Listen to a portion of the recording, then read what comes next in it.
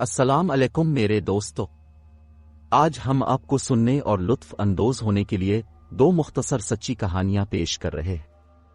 लेकिन इससे पहले कि हम शुरू करें, बराकरम इस चैनल को सब्सक्राइब करना और लाइक बटन दबाना ना भूलें। ये वाकई मुझे इस चैनल को बढ़ाने में मदद करता है। और अब हम शुरू करते हैं, तो आराम करें और लुत्फ उठाएं। पहली कहानी का नाम है जर्मनी में घर। जब मैं 4 साल का बहुत छोटा बच्चा था तो मेरे वालिदैन ने एक पुराना घर किराए पर लिया था। घर की 3 मंजिलें थीं, पहली मंजिल, दूसरी मंजिल और एक अटारी, और यह कदीम फर्नीचर से भरा हुआ था। पिछले किरायादार इस वक्त बाहर चले गए थे जब उनका अपना 6 माह का बच्चा पालने की वजह से मर गया। मेरे सौतेले वालिदा घर के खाली होने के चंद माह बाद मुंतकिल हो गए। बदकिस्मती से हमारे वो पड़ोसी जो दूसरी मंजिल पर रहे और जिनके साथ हमने जायदाद शेयर की, उन्हें निचले तबके के अफराद के तौर पर देखा जा सकता है। बीवी का नाम कुकी था और वो अपने शौहर और 2 लड़कों के साथ रहती थी, जिनके नाम मुझे अब याद नहीं। एक दिन कुकी और मेरी वालिदा घर में कुछ करने को न होने से बोर होकर अटारी और उसके खजाने को तलाश करने का फैसला किया। एक दिन कुकी और मेरी वालिदा देही इलाकों में बोर होकर और अभी तक पैक खोलने के लिए कोई फर्नीचर नहीं था, ने अटारी और उसके खजाने को तलाश करने का फैसला किया। एक बहुत पुराने ड्रेसर में मेरी वालिदा को खानदानी तस्वीरों से भरी हुई एक दराज मिली जो सदी के इख्तिताम तक जा रही थी। इसे और कुकी ने पिछले मालिकान के घर में छोड़े गए यकीनी तौर पर अहम वर्से पर हैरत का इजहार किया। अगली दराज में मेरी वालिदा को मुख्तलिफ इश्काल और साइज में बहुत से मसलूब मिले। ये जाहिर था कि ये आर्ट के शानदार काम थे, मुख्तलिफ शक्लों और साइजों में लकड़ी से बने हुए थे। ताहम अजीब बात यह थी कि हर सलीब के नीचे नाजी जर्मनों का निशान कंधा था। अगले दिन कुकी और मेरी वालिदा हम बच्चों के खेलने के लिए गोदाम में एक खेल का मैदान बनाना शुरू कर दी। उन्हें गोदाम के बीच में कंक्रीट के सुराख जैसा एक कुनवा मिला। कंक्रीट में अल्फाज रोमल 1943 और 167 का लिखा हुआ था। इससे ज्यादा खौफनाक चीज ये थी कि ये घर पहले एक जर्मन खानदान का था।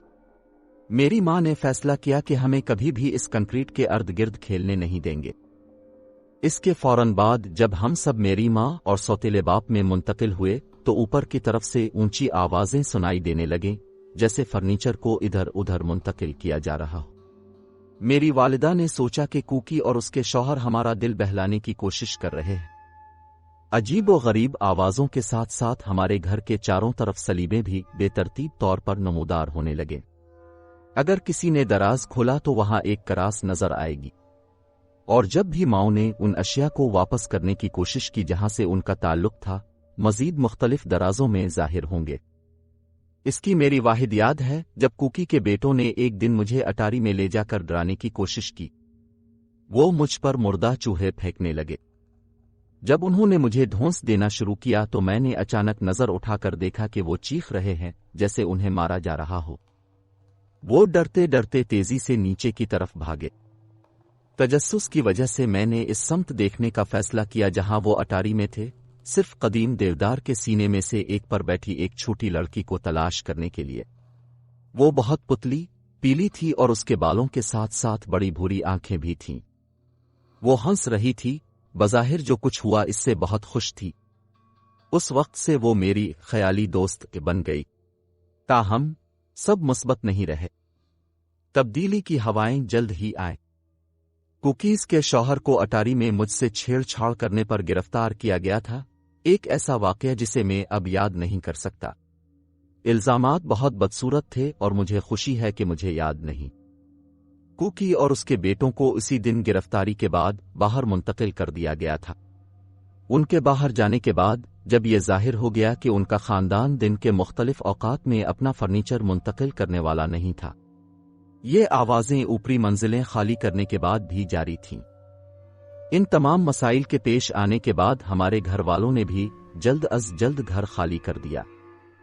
जब हम अपने अगले घर पहुंचे तो हमने फर्नीचर के डब्बों में से एक को खोला ताकि खूबसूरती से तैयार की गई सलीबों में से एक को तलाश किया जा सके।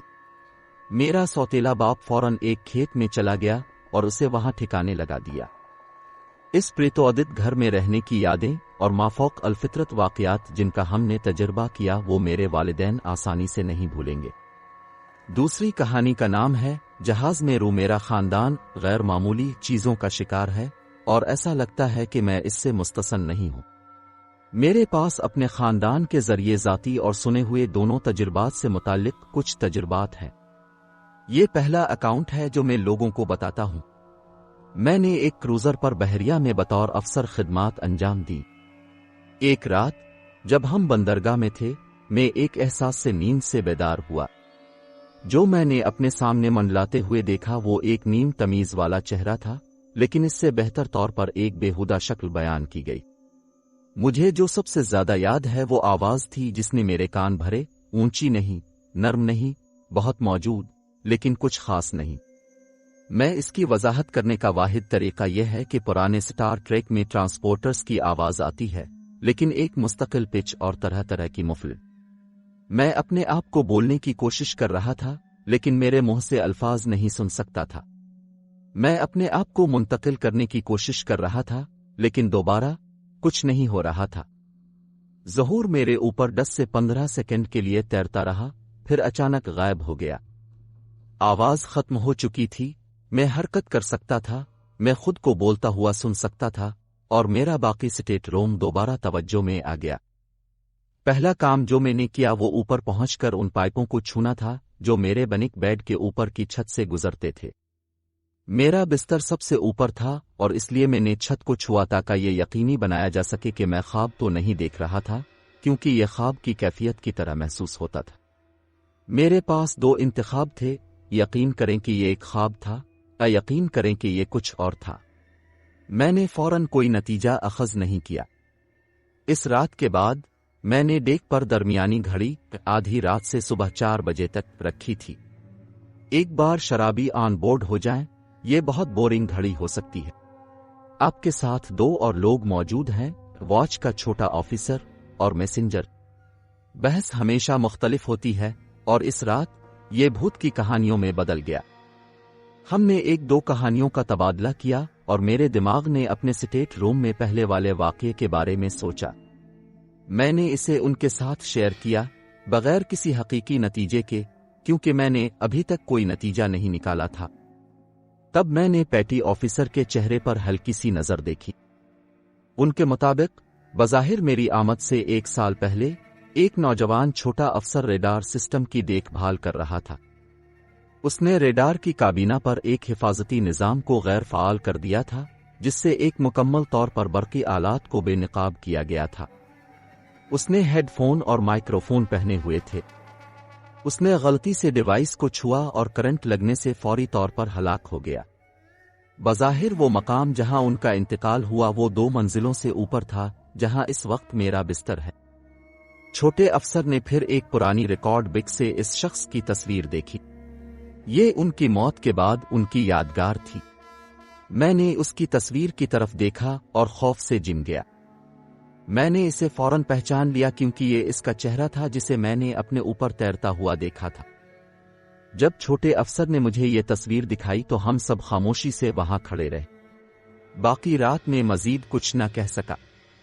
مافوق الفطرت پر میرے یقین کو دیکھتے ہوئے مجھے یقین ہے کہ یہ روح مجھے کچھ بتانے کی کوشش کر رہی تھی۔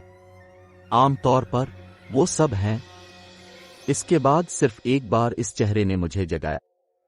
میں نے اس سے بات کرنے کی کوشش کی، لیکن پھر وہی ہوا جہاں میں جسمانی طور پر مفلوج محسوس ہوا اور نہ بول سکتا تھا اور نہ ہل سکتا تھا۔ اس کے بعد جہاز کو ڈی کمیشن کر دیا گیا ہے۔